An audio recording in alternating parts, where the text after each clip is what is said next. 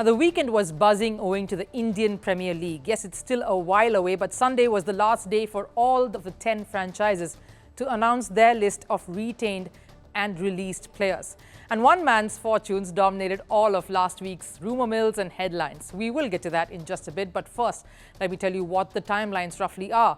From this point on till when the Indian Premier League starts, somewhere in April next year, the auctions are going to be held in Dubai outside India. That's on the 19th of December. And of course, the window for trading will be open till the 12th of December. This will be a mini auction, but by the looks of it, will be quite an exciting mini auction.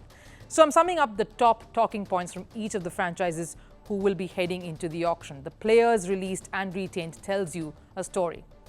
Let's start with the one that got everyone in a bit of a tizzy. The rumours, of course, began more than a week ago, and today came in, of course, the official confirmation. Captain of Gujarat Titans, Hardik Pandya, has indeed gone back to the mothership, his first and only other IPL team, the Mumbai Indians. Now, how can this be possible, you ask? Let me explain. Now, there are two kinds of trades that happen in the Indian Premier League. One, of course, is a two-way trade where a team gets a player it wants in exchange for one or more players. Like when Shikhar Dhawan went to Delhi Capitals from the Sunrisers Hyderabad in 2019 in exchange for three players, Vijay Shankar, Abhishek Sharma and Shahbaz Nadeem. Then there is a single player trade-off, like what we see a lot of. It's happened this year too, between Lucknow Super Giants or LSG and Rajasthan Royals or RR, for example. There was a direct swap, which is not necessarily a like-for-like between Devdutt Padikkal and Avesh Khan. Avesh Khan has moved to Rajasthan Royals and Devdutt has gone to the Lucknow franchise. And then there is the one-way trade, which is almost a purchase. That's what happened with Hardik Pandya.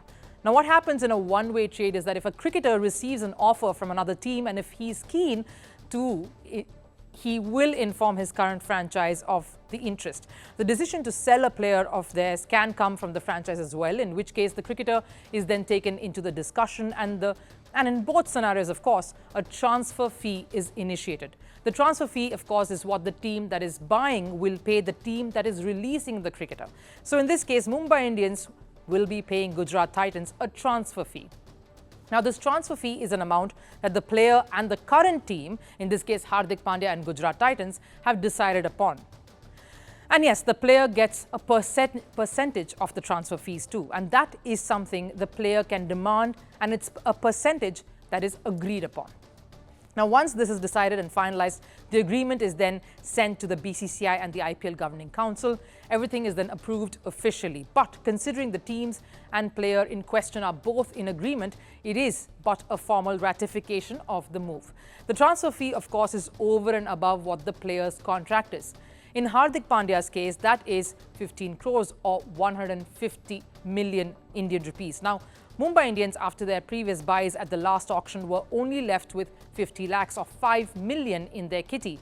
So if they really wanted Hardik, which we know they did, they would have to release certain players so that there is enough to accommodate Hardik's price of 150 million.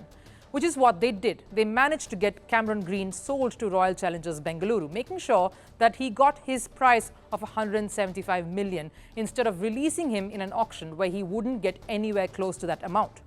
They knew Bengaluru was keen on Green in the earlier auction bid when they had got Green in the first place, so they made a smart move and also released some key players in the process, like Jofra Archer, Tristan Stubbs, Chris Jordan, Jai Richardson, to make room for Hardik monetarily. They released 11 players, which gave them little over 150 million. But with the Cameron Green trade, they have ended up freeing up a 175 million at the auction table next month, enough to get back Hardik and of course play around at the auction table to get some players to fill in the gaps that's been created because of the players that they've released.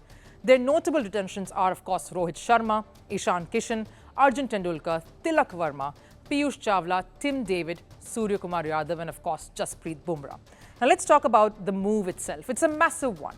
Hardik Pandya was the face of the Gujarat Titans, the captain and the local boy, Ahmedabad's biggest cricketing hero.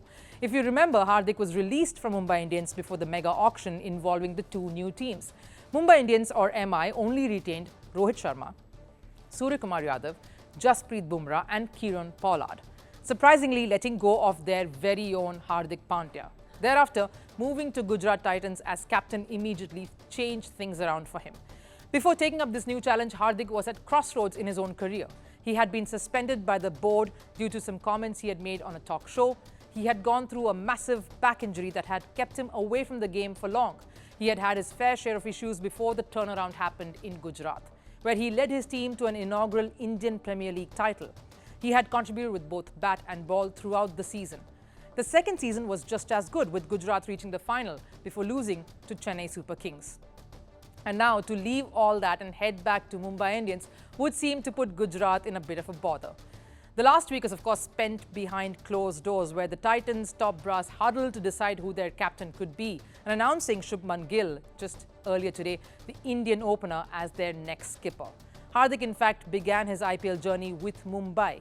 He was bought by that franchise for just 10 lakh rupees, just $1 million, as an uncapped player in 2015, and was then part of successful campaigns the same year, as well as in 2017, 2019 and 2020. This move also comes even as there are reports emerging of Rohit Sharma and the BCCI, or the Board of Control for Cricket in India, in discussions on his future in white ball cricket. At 37 years, this is, of course, Rohit Sharma's last face in the sport. Some other notable news from the different franchises coming out of the weekend. One, of course, Chennai Super Kings retaining MS Dhoni for yet another year, making fans go crazy on social media of seeing their favourite taking on the field one more time. There has been no intimation, though, of how his knee is recovering post the surgery, but this definitely is the news all Chennai Super King fans were waiting for. Delhi Capitals has retained Rishabh Pant.